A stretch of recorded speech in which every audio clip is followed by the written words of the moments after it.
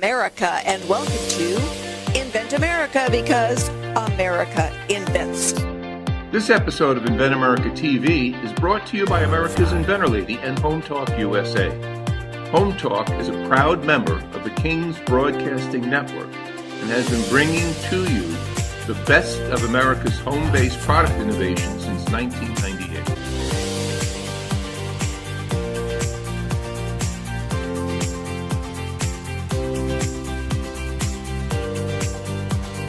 This segment of Invent America TV is brought to you by the law offices of R.P. Baraska. RPB law offices have been bringing corporate-level legal expertise to the independent inventor community for more than 20 years. For all your inventing legal needs, trust rpblawoffices.com.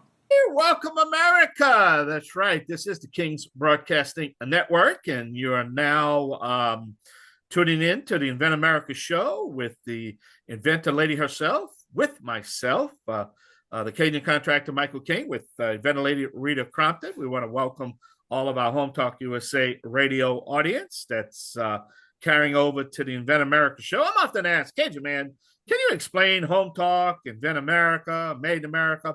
Guys, it's just one show. But what we've done, and we find it more effective since we cover all these issues, is when we talk at Home Talk, we're talking to the manufacturers, we're talking to the products, the technologies.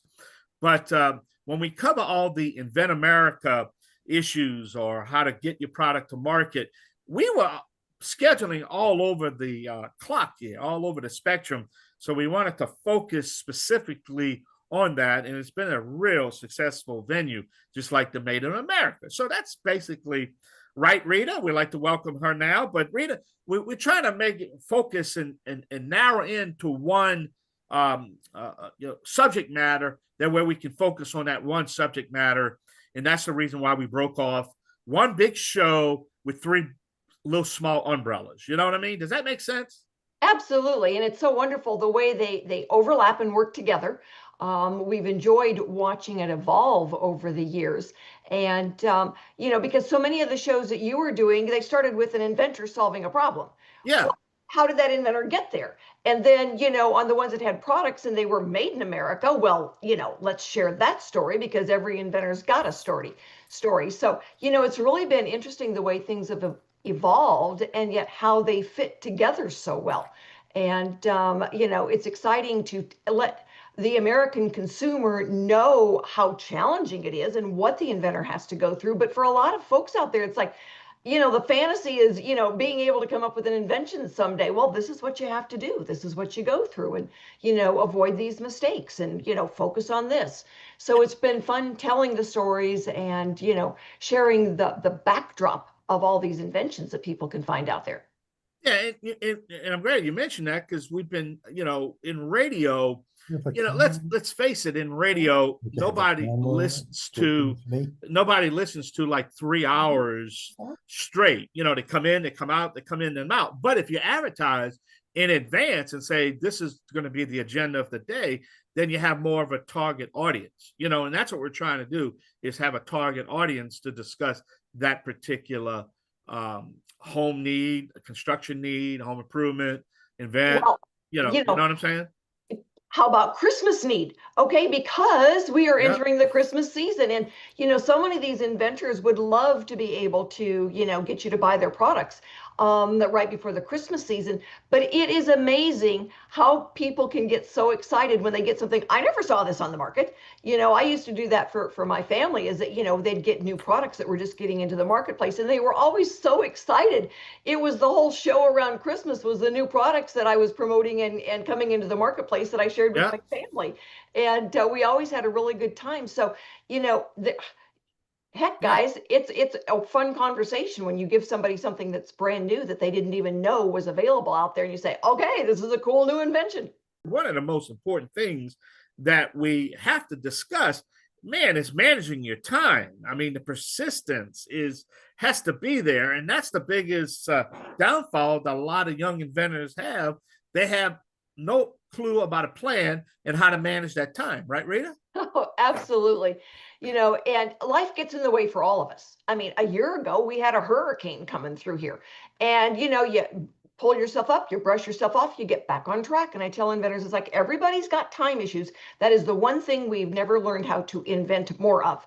Once the time is gone, it's gone. You can always make more money, can't make more time yet. So we look at then how do we manage that mess called life that gets in the way? Well, you brush yourself off and you get back on track. And for a lot of inventors, they sign up to go to a trade show. I know Deb is already, she's going to be a guest. She's already signed up to go on to the show that's coming up. And it helps keep them on track because they've got a deadline. And a lot of times that deadline is like, I'm going to go to the Inventors Roundtable meeting because Rita's going to ask me, what have I done since I was there last? And I need to know that I've got to have an answer for her. Time frames, deadlines, that all helps to keep our inventors on track and moving forward. And that's what we want to do. We want to be able to offer kind of a framework of time so that, the inventors, it's like, well, I was working on this and now I found one out there that's just like it. We had some inventors that did that just in the last couple of weeks and they were so upset. It's like, because you didn't file your intellectual property, you're behind now. And they beat you. We had one that was 2 days. It was like 2 days of the filing dates on their patents. And they were just heartsick. And, it happens, but time is not your friend when it comes to inventing. It's just not. No, it's not. And timing is everything, to be honest with you. You have different sorts of timing, Oh, yeah. Like I say, success occurs when opportunity meets preparation. That's just the bottom line. It goes back a long way. Opportunity must be preparation. And how many times you might have that opportunity, and we've discussed this, but you're just not prepared. Or you prepared, man, you're ready to go. The timing's just not right. And then and that makes a huge difference. I mean, there's inventors who will come up with an idea, they file their intellectual property, but the technology is not there yet to make it at a price the consumer will pay. And then, 10, 15 years later, now technology catches up. Now they can finally make it at a price the consumer will pay. But now the patent is almost expired. So staying on top of things, and a lot of inventors, man, they really watch that technology and how it relates to their patent. And so they will, sometimes they keep filing stuff. Sometimes, they'll add new technology to it and new filings to what they've already filed. But boy, you've got to watch it. And I always say that managing time is persistence. You've got to say, this is important to me, and I am going to be persistent with it. Yeah, you're right. But man, tell us a little bit about the show today. We only got about a couple of minutes left. So, well, Carroll is going to be on, and he's one of those that he's been working on this for 10 years. So time is really an issue for him. But technology now is caught up to it. And fortunately for him, he can still his intellectual property is fairly recent, so he's good to go on that. And Deb is out there with a new pet product. And she will be going to ASD Market Week. She's been manufacturing, so she's stayed on top of this. I've had, like I said, I was sharing the story with a couple that had done some work on something, and it just, got away from them because they weren't paying attention. And another gentleman this morning, he, was talking all about the research, and he's got his business plan. It's like, I don't want to see a business plan.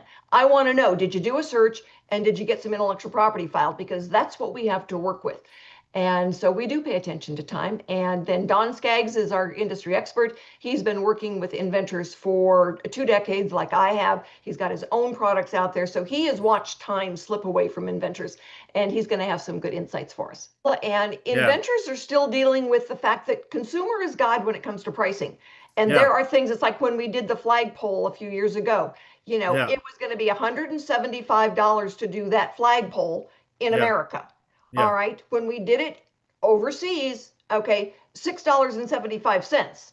And okay, that was sent already boxed, packaged, and in a pallet to her driveway, as opposed to a bunch of poles falling out of a big cargo box. Now we're going to take a short break. This is Invent America Show. This is Cajun contractor Michael King with the Inventor Lady herself, Rita Crompton. We'll be right back. Y'all come back now, you hear?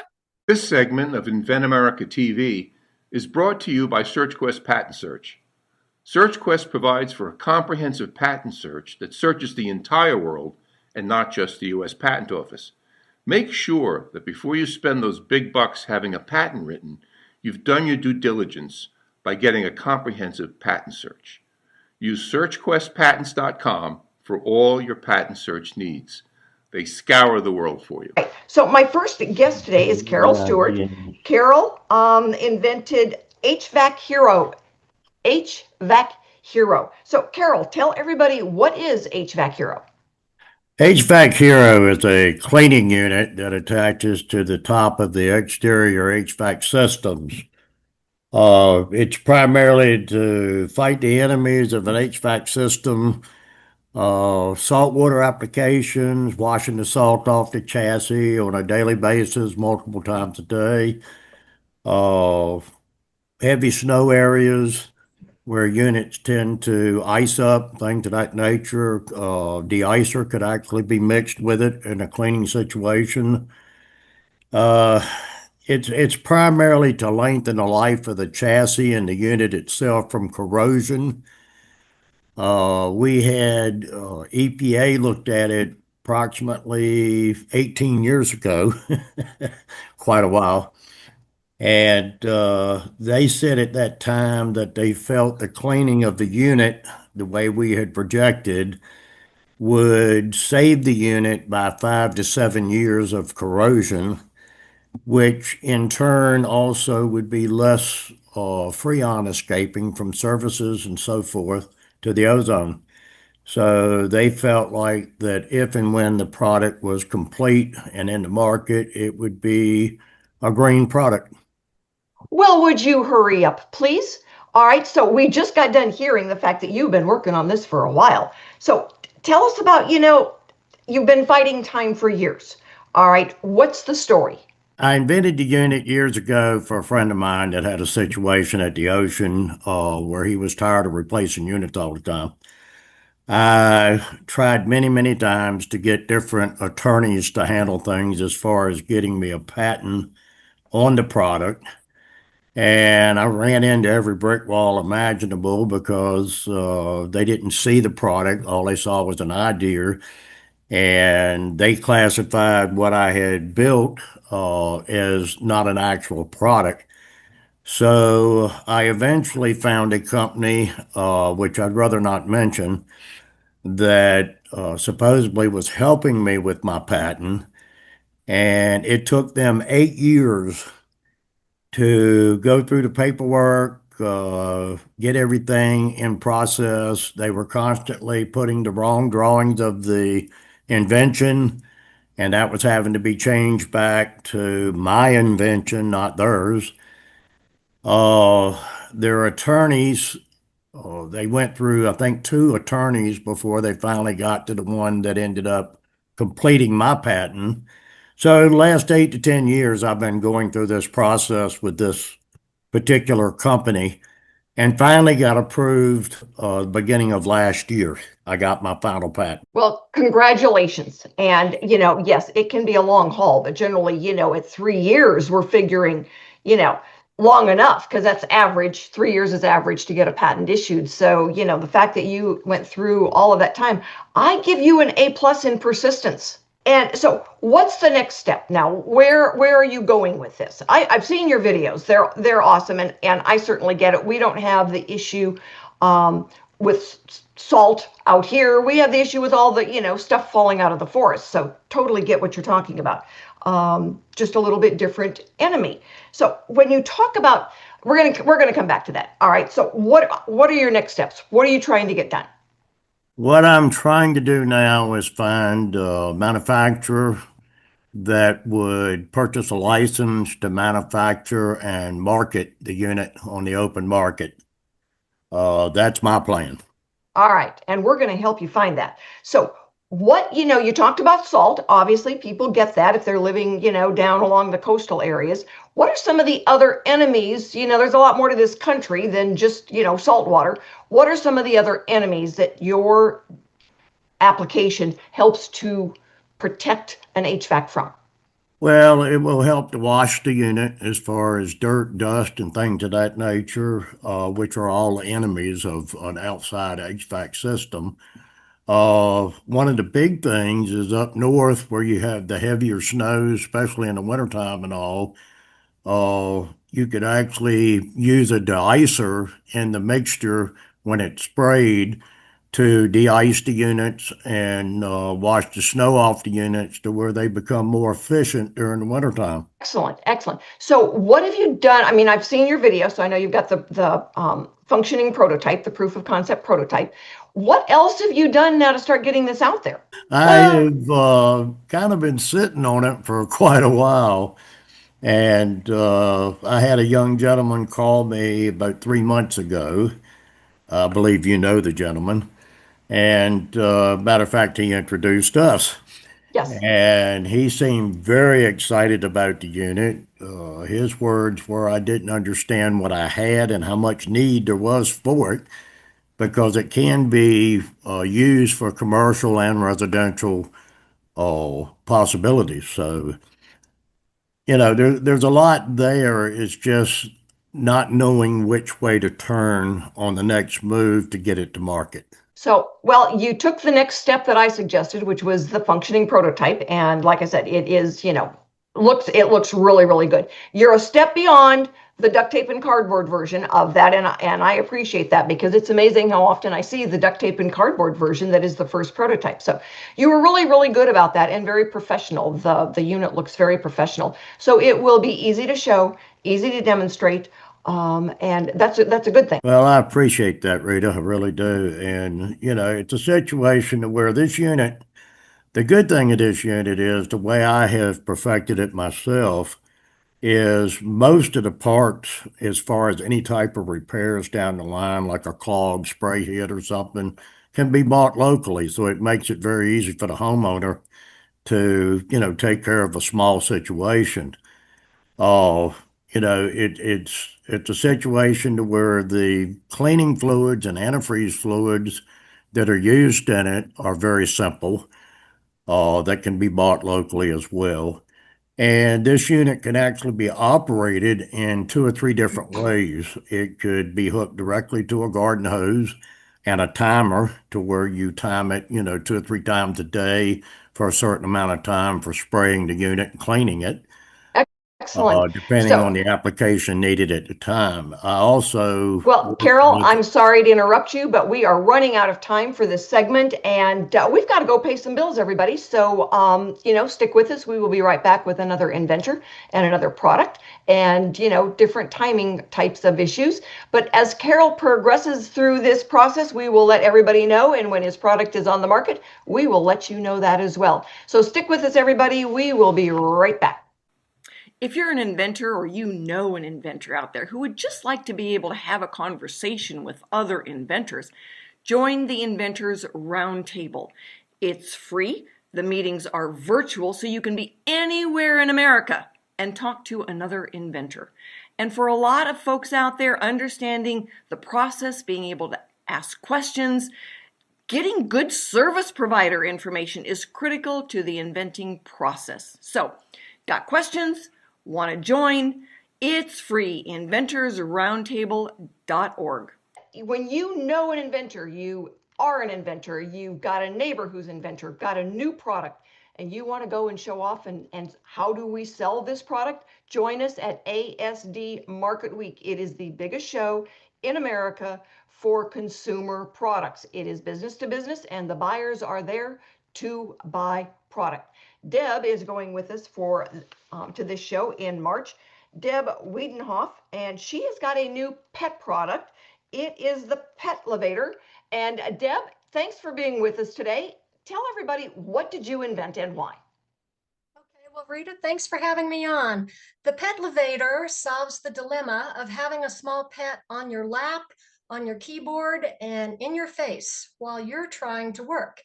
And for example, every little kitten that I have ever seen wants to climb all over you. They climb up your leg, they climb up your arm, they get on your shoulders. But to balance a little critter on your shoulders, you're going to be hunched over. You're going to expose your neck, back, and shoulders to scratches. So the Pet Levator solves this problem. It allows you to stand up straight or sit up straight, and it also allows your hands to remain free so you continue to work either on your computer or in the kitchen. It more than doubles the shoulder space available for your little critter, And that allows for the stability, comfort, and safety of that little guy. You know, pets like being up close to their people and they like snuggling around their people.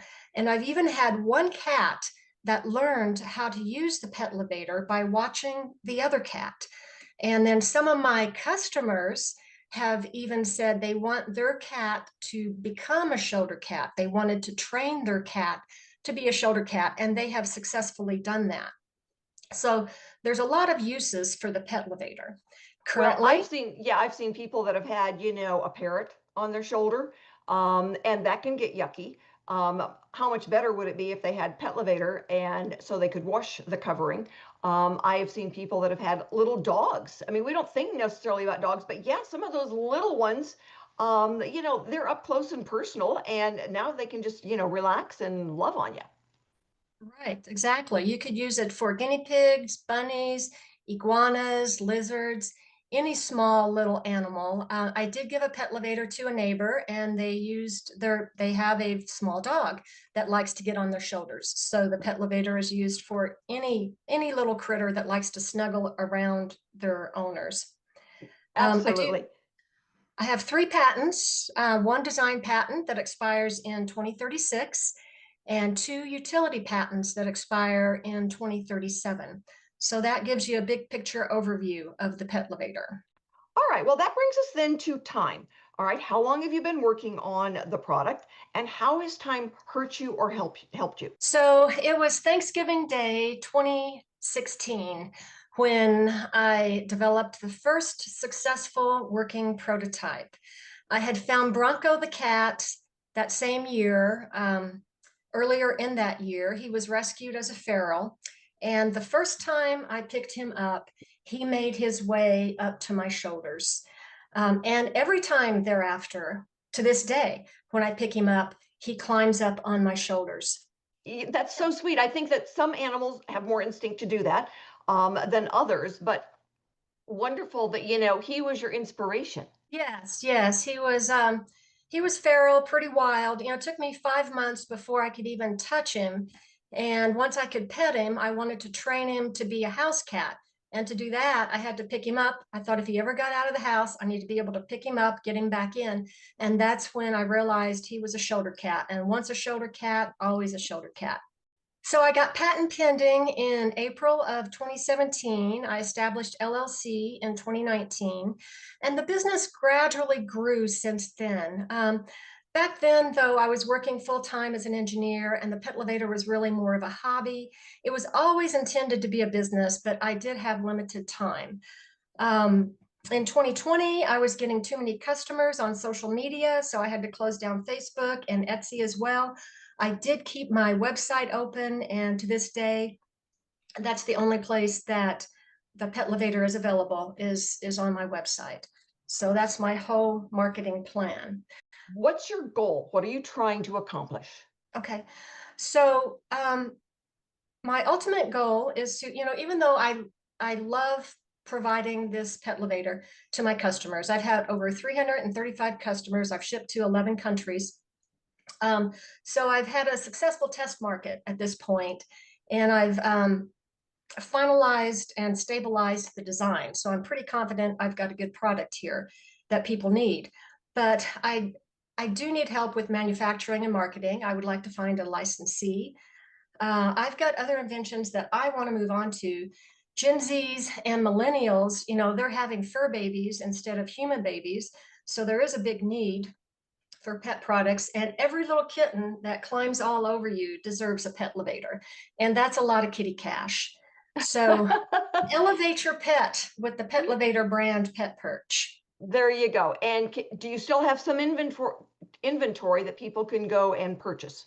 Yes, I do. I expect in the months of November and December to double all the sales that I've had the year so far. At least that's what happened last year. So yes, I'm ready for the Christmas season. Well, and I was just going to say, and it's Christmas season out there, everybody. So if you know somebody with a kitty cat that likes to climb up and lay around their neck, help them out by getting the Pet Levator.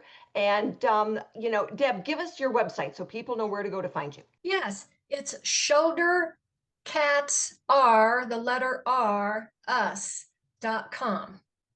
And we will have links on our website so that you can go and find her more easily. And like I said, she is going to be going to ASD Market Week with us, see if we can find a licensee out there.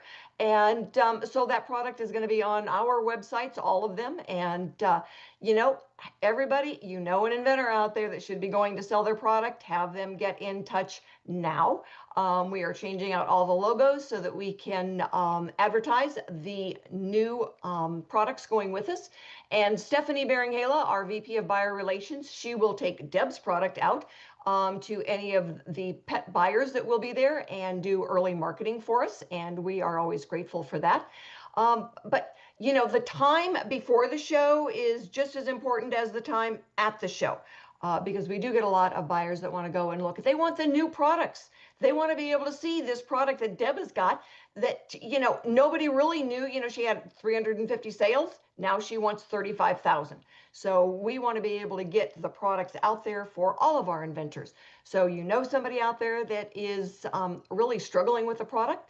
Somebody out there that has got, product in their garage and needs to sell it, have them get in touch. Deb, as we get ready to kind of wind this down, do you have any parting advice for an inventor? Yes, I would say, in relation to how has time hurt, when you first go patent pending, and if you plan on seeking a license agreement, I would start on that right away, because you don't know if you're going to be granted a patent or not. Had I known I was going to be granted 3 patents back in 2017, I would have started on this process much sooner. So 8 years have passed, and that hurts a little, because that's lost opportunity. Although on the flip side, from here going forward, there's 12 years remaining. So there's plenty of time to mass manufacture and mass market. Well, there is. And like you said, you've got other things that you're working on. And we always talk about making sure that we keep product, new. And, if there's new technology that's coming in with the manufacturing, to pay attention to that. So we do, stay on top of things, because we have to. When we're trying to get a new product out there, all of the successful products that have been in the marketplace for decades, holy cow, you know what? They've got, multiple patents on them, and multiple changes to all kinds of things, from packaging and names and taglines, and we just added this new feature. So anyway, Deb, thanks so much for being with us today. We are grateful. We're looking forward to showing you off. I wish you could bring a couple of kittens with you, but I don't think they will allow those in the hall. But you know what? Bring a stuffed kitten and put it on that perch. Everybody will understand. All right. Yes. Everybody stick with us. We are going to be back in just a couple of minutes with our industry expert, Dawn Skaggs. Hi, this is a training pull-up for little boys, and it's a great product to use. It makes it easy for the parent and the child when learning how to potty train. The coolest part about the product is that you don't have to take the child's pants all the way down every time that they need to use the restroom. You can just open this part here, and the child can tinkle through here, and it makes it easy for the parent and the child. It's a great product, and I cannot wait until it hits the market. Thank you so much for being with us for this segment of Invent America, because America invents. We have been doing it forever, and we will continue to solve the problems for the American consumer. This segment is brought to you by Product Quick Start and Noah McNeely. We are so grateful that he does a lot of that manufacturing on products that we take to ASD Market Week. And I sent him a couple of folks this morning that have gotten new products and new ideas and need somebody feet on the ground here in America to help get those manufacturers' prototypes done. So Noah, thanks so much for being out there.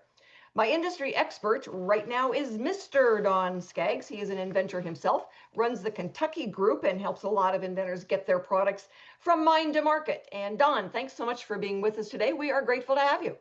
Well, Rita, thanks so much for the opportunity to get to talk to everybody out there in America. Well, when we're talking to inventors that are dealing with time, all right, and we still haven't been able to figure out how to invent more time. They say it's out there, but we're working on it. Yeah, I know. We've got a lot of people thinking, oh my God, I'm out of time. So, it was like get up and I'm older. It's like I want that last 5 years back. No, I'll take 20. If I'm going for it, let's get 20. And so Well, yeah. what's the craziest story you've heard of about inventors dealing with time? Oh, where do I even begin? Probably one of the real big standouts was the guy, and actually this was an associate of mine in the entrepreneur space, and she had a next door neighbor. She had no idea he was even an inventor, but he had an invention that he was working on in his garage for 10 solid years. He was Wow. trying to perfect it, and it's like, oh, it's just not perfect yet. It's not. And he would just take that time, and it just, yeah, 10 years, and the technology and the world passed him by, and all the opportunities along with it.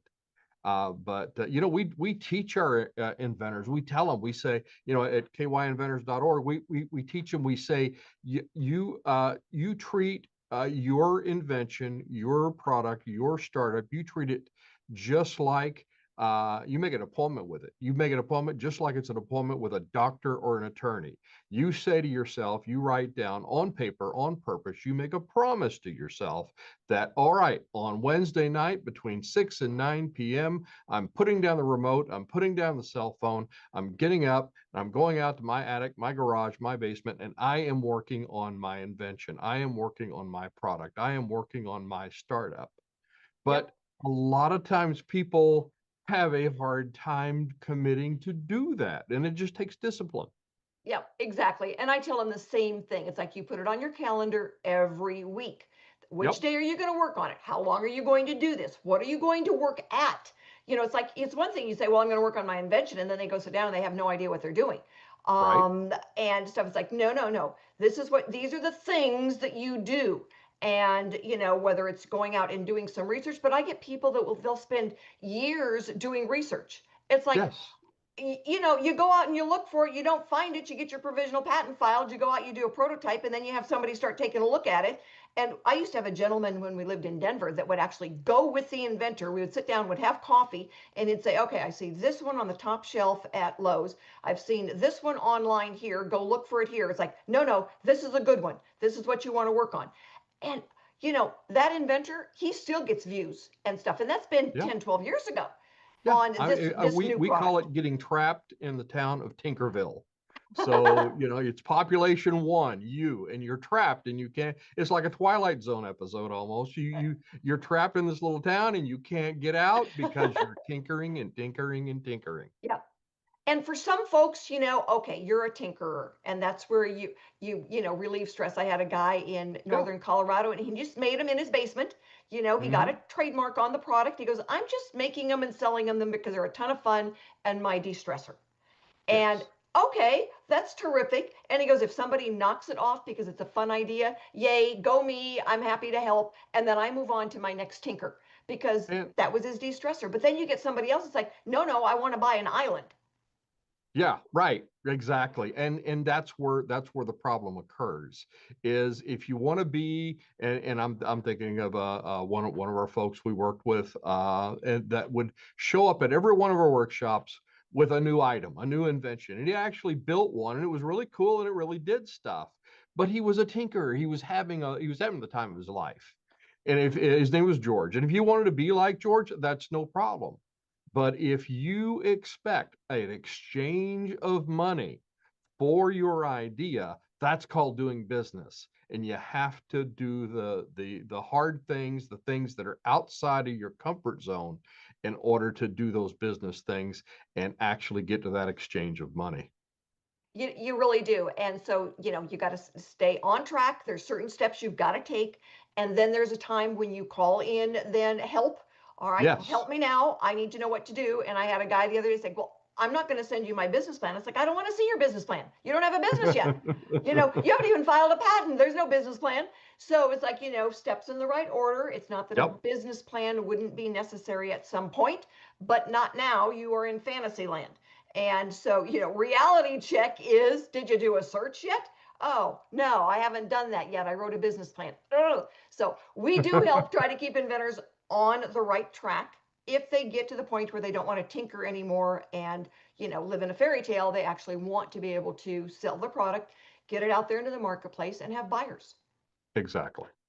So anyway, that's, that's part of the fun when we get to talk to them. And then sometimes they're so serious, and stuff about the fact that, oh, my grandson invented these. Oh, very cool. Did you file a patent on it? No, but it was his idea and they took it.